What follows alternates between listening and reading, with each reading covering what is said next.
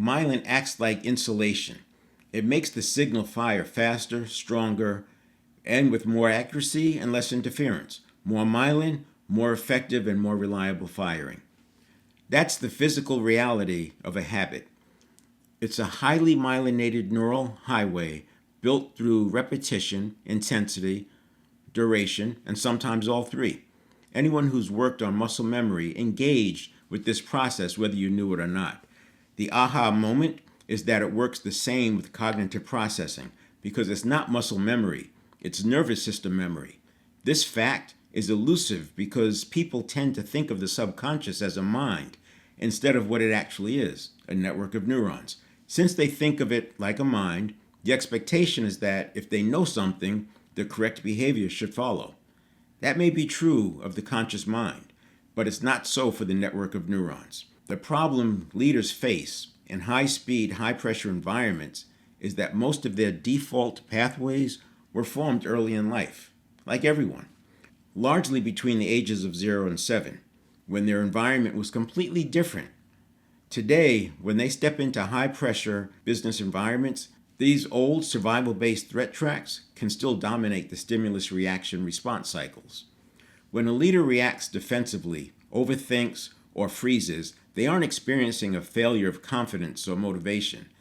They're simply dropping into a well-worn, deeply myelinated neural groove. Of course, with experience, we become more resourceful and find ways to mitigate those risks. But you can see how artificial intelligence being used to get more information and more confusing information to you faster is not helping. It's actually adding more threats in the form of stacking unknowns. This results in having to make more assumptions for a given plan. And that's a problem because the unknown is treated as a threat by the subconscious. This is where applied neuroplasticity becomes our greatest asset. Pathways can change, but they do not change through a single intellectual insight or by reading a book. They change through structured repetition, conditioning, and intensity, also known as deep practice. You don't break an old habit, you replace it by making a new, predetermined path the one of least resistance. When you deliberately introduce a new, resourceful response and develop it with deep practice, your central nervous system executes a process called synaptogenesis. Think of it like pruning away synapses from old, dormant pathways. When they're no longer the path of least resistance, the old habit pattern no longer fires first. And in the 1-second model, it's not what impulse is strongest, it's which one fires first. As you condition the new stimulus reaction cycle, it becomes more effective and more efficient until it eventually becomes the new natural path of least resistance. Applied neuroplasticity is simply the skill of taking the wheel of this automated system. It allows you to stop letting an aggressive, fast-paced environment write the tracks for you.